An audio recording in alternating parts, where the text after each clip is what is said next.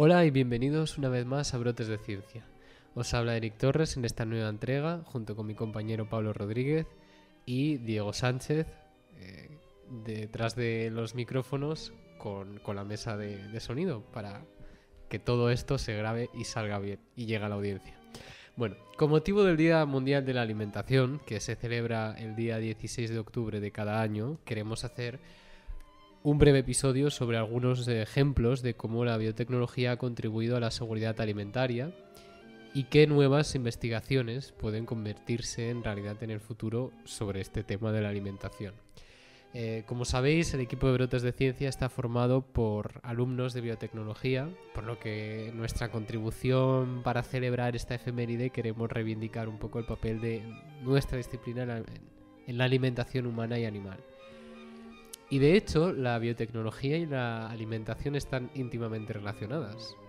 Se suele decir que la biotecnología nació con la elaboración del pan y de la cerveza. Y de hecho, biotecnología antes de la revolución del neolítico y la aparición de la agricultura casi no tienen sentido. Pero hoy en día, un mayor conocimiento científico y los avances tecnológicos siguen permitiendo que la biotecnología juegue un papel muy importante en este dominio. Y en este sentido son muy importantes la ingeniería genética, las nuevas técnicas de edición genética, también de secuenciación, de las cuales vamos a hablar, que han sido las herramientas utilizadas en muchos de los avances biotecnológicos en materia de alimentación. En el día de hoy vamos a poner algunos ejemplos destacables de cómo la biotecnología ha contribuido a la seguridad alimentaria y poner en relieve los ejemplos de los cuales vamos a hablar, que espero que sean interesantes para la audiencia. Empezamos.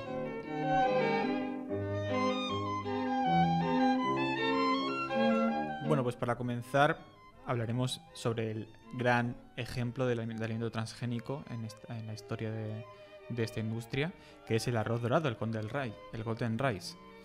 Bueno, como ya se sabe, en muchas regiones del sudeste asiático, un porcentaje importante de la población, pues durante muchas generaciones, ha vivido y sigue viviendo de la agricultura y de la subsistencia y del consumo de arroz. Lo que pasa es que la parte comestible del arroz es deficiente en el precursor de la vitamina A, y el déficit de esta vitamina es causante de enfermedades como la ceguera. Bueno, por el tema del retinol y tal. Y el arroz dorado fue creado por investigadores suizos y alemanes en los años 90 y se caracterizaba por incorporar dos genes adicionales, que uno era el PSI, inicialmente proveniente del narciso, y otro era el CRTL, de una bacteria, Erwinia uridobora, y el resultado es que este arroz era capaz de producir betacaroteno, que es el precursor de esta vitamina. Bueno, realmente esta primera versión pues no producía demasiada vitamina y con el tiempo pues fueron surgiendo nuevas variantes de arroz dorado que producían una mayor cantidad y producía un efecto más beneficioso. Y bueno, siguiendo con ejemplos de arroz, de hecho hace poco que en un viaje a Valencia estuve hablando con un agricultor de la Albufera que me contó que recientemente se ha desarrollado una variante de arroz que se llama variante Albufera, que juntaba dos variedades, o sea, genes de dos variedades, que era el arroz bomba, que bueno, está en todos los supermercados, todo el mundo lo conoce, y el arroz Xenia. Y pues estas nuevas variantes pues proporcionan beneficios o ventajas. En este caso era una gran producción a la vez que una resistencia estructural, porque conocemos bien que en Valencia la gota fría y las tormentas pues producen destrozos en arrozales.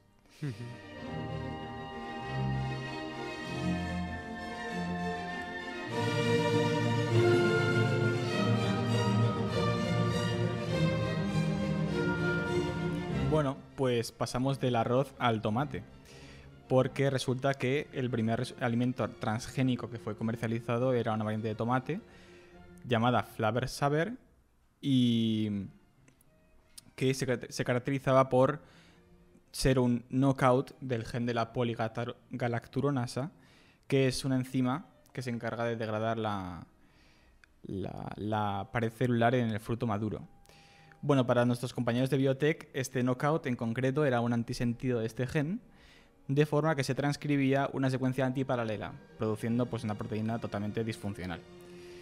Y de esta forma, pues esta variante transgénica pues duraba más en el tiempo y permitía reducir los daños por la manipulación del fruto, pero con el tiempo, curiosamente, se retiró del mercado porque esta modificación también influyó en el sabor y otras propiedades organolépticas, siendo esto un ejemplo de cómo la modificación genética pues no es tan sencilla como decía Luis Montoliu, pues cortar y pegar genes, ¿no?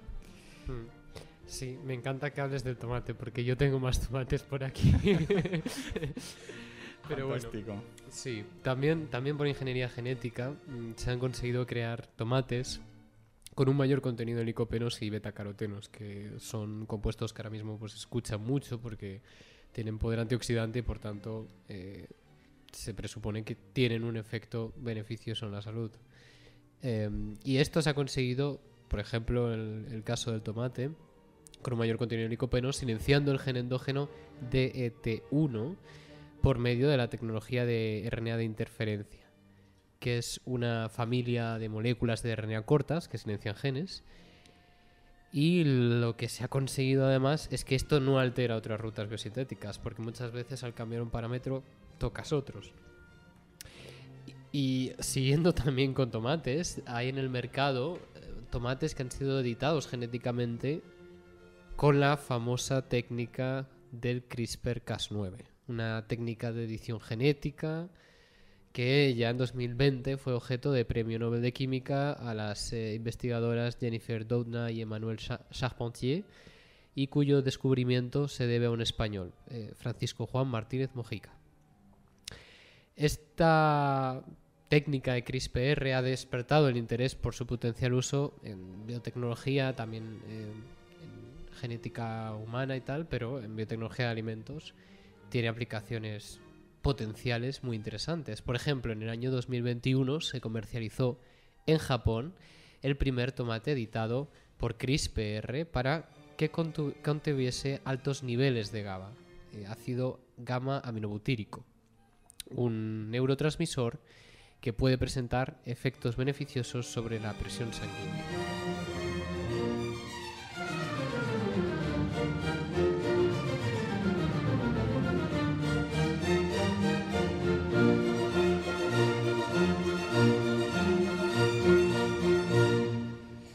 Bueno, pues cambiemos otra vez de cultivo. Vamos a hablar ahora un poco del maíz, concretamente del maíz BT, que también es uno de esos ejemplos famosísimos de alimentos transgénicos, que tuvo un gran impacto económico en muchos países, sobre todo Estados Unidos y América en general.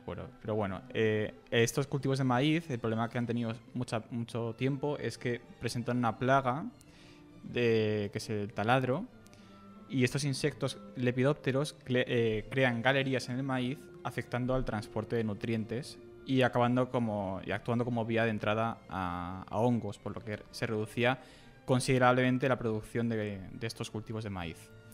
Bueno, pues con el tiempo se desarrolló esta variante, maíz BT, que expresa unas proteínas llamadas CRI, provenientes de las esporas de Bacillus thuringiensis, que estas proteínas forman cristales que se disuelven en medios básicos como el sistema digestivo de estos insectos, y pues aunque inicialmente son inocuas, cuando son atacadas por las enzimas digestivas del taladro, producen unas toxinas que disuelven el epitelio intestinal, produciendo la parálisis y la muerte del insecto. Entonces este es un ejemplo de variantes que pues por transgénesis han adquirido una resistencia a plagas y pues permiten evitar el uso de insecticidas que, como sabemos, son altamente contaminantes y pueden tener efectos perjudiciales en la salud si se usan excesivamente. Sí, bueno, de hecho, con esto del maíz BT también ha habido mucha polémica, porque durante un tiempo se consideró que podía dañar a otros insectos, ¿no? Pero por ejemplo las mariposas no se ven afectadas por esta proteína. Y en el caso de España se cultiva maíz BT, pero según me consta, aunque esto no lo puedo asegurar 100%, aunque se cultive maíz BT solamente es para alimentación animal. Pero en general la política europea es muy restrictiva con este tema. Como tú has dicho, creo recordar que fue uno de los alimentos que hicieron un poco esa campaña contra las GMOs en Estados Unidos y Sí. las principales. Sí. Sí. Como tú has dicho, seguramente en América sea mucho más permisivo, pero la legislación europea es mucho más restrictiva en este tema. Que bueno, como bien hablamos con Luis Montoliu, pues tiene efectos tanto positivos como negativos en la investigación científica. Ujú. Muy bien, pues pasamos a otro nuevo bloque.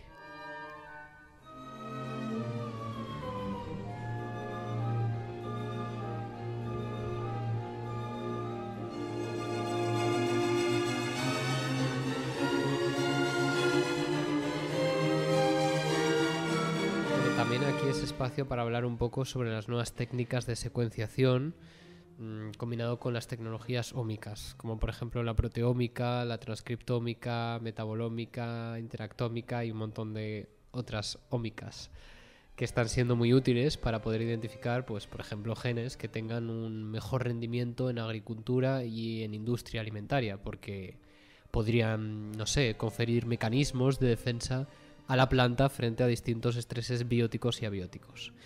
Como ejemplo, gracias a estas técnicas de secuenciación, se han podido identificar proteínas efectoras que podrían ser útiles para cultivar variedades de trigo resistentes a patógenos. Como... Así como ejemplo también, me acuerdo que en el CBGP, en un laboratorio en el que estuve haciendo prácticas, la interactómica se está usando para encontrar factores proteicos que influyen en cómo las plantas interaccionan con los ciclos de luz.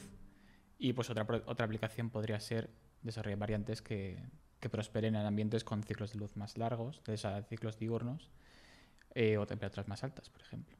Sí, claro, aquí comentamos algún ejemplo, pero existen miles de ellos y además el enfoque no puede basarse únicamente en la transcriptómica, porque no solamente tampoco los genes que se hayan transcrito, también hay que hacer un análisis de proteómica para identificar qué proteínas están actuando en qué rutas metabólicas, con lo cual es un enfoque mucho más y cómo interaccionan, es que holístico. Luego te da una variedad de enfoques y de puntos donde mejorar la producción del cultivo y todo. O sea que, sí. Muy bien, pues sí, efectivamente Pablo nos ha dicho que esto se hace en la vida real también. Por supuesto. No es solamente cosa de los libros. Bueno, y justamente ya que estábamos hablando del CBGP, no podríamos dejar de comentar, porque bueno, aparte de que el CBGP sea un centro de investigación de la Universidad Politécnica de Madrid, es que el ejemplo que vamos a comentar ahora nos pilla de cerca porque son profesores nuestros también.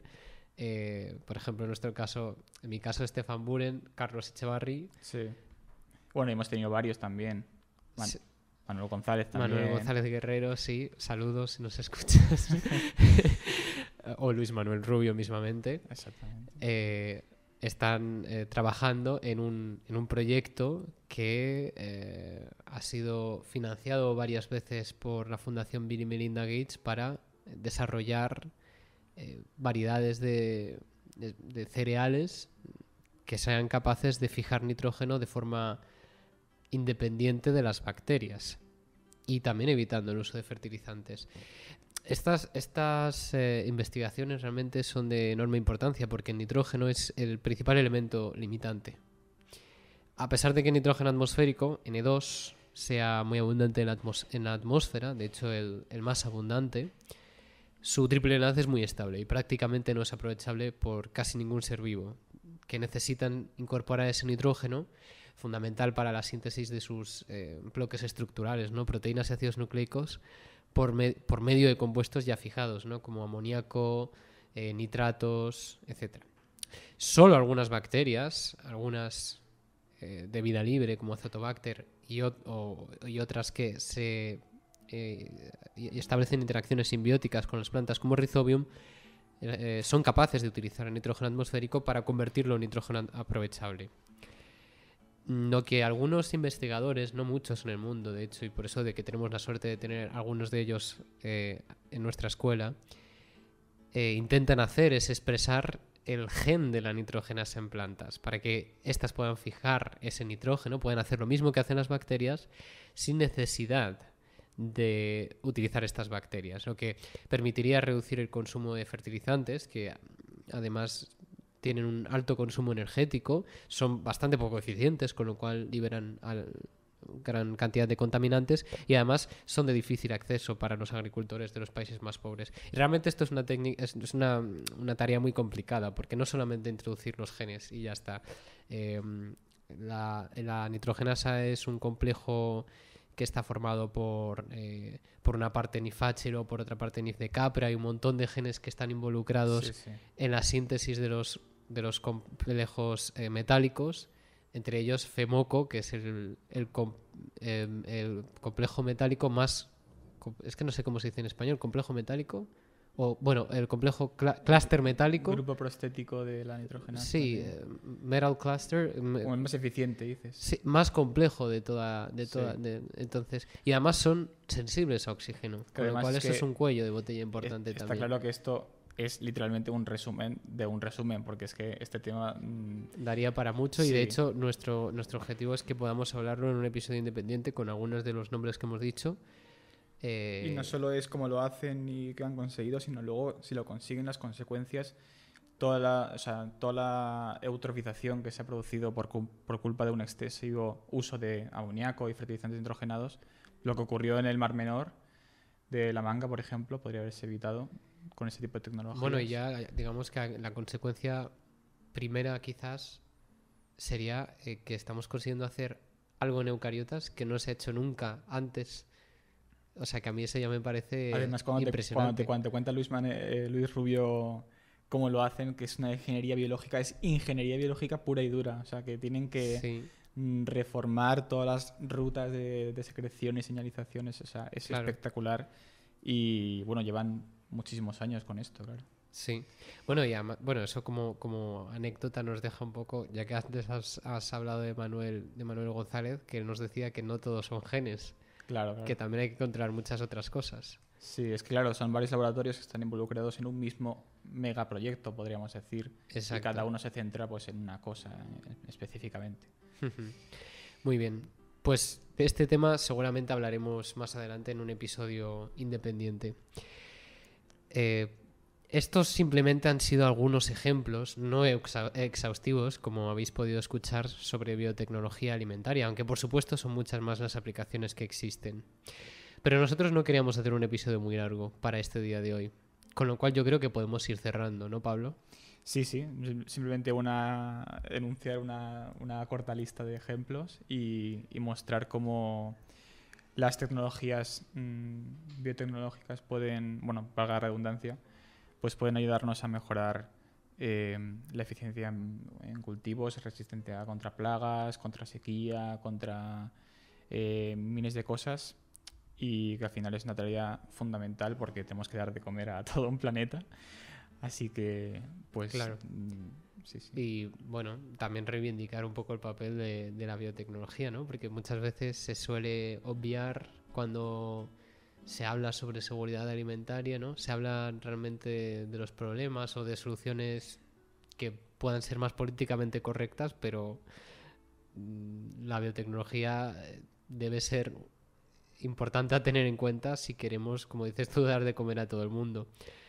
Efectivamente. Pues nada, nosotros nos despedimos de este breve episodio. Os ha hablado hoy Pablo Rodríguez, yo, Eric Torres. Bueno, perdón, antes quería mencionar a Diego Sánchez. Nuestro técnico de sonido maravilloso. Exactamente. Y pues nada, que tengáis un feliz Día Internacional de la Alimentación. Igualmente. Muchas gracias. Hasta luego.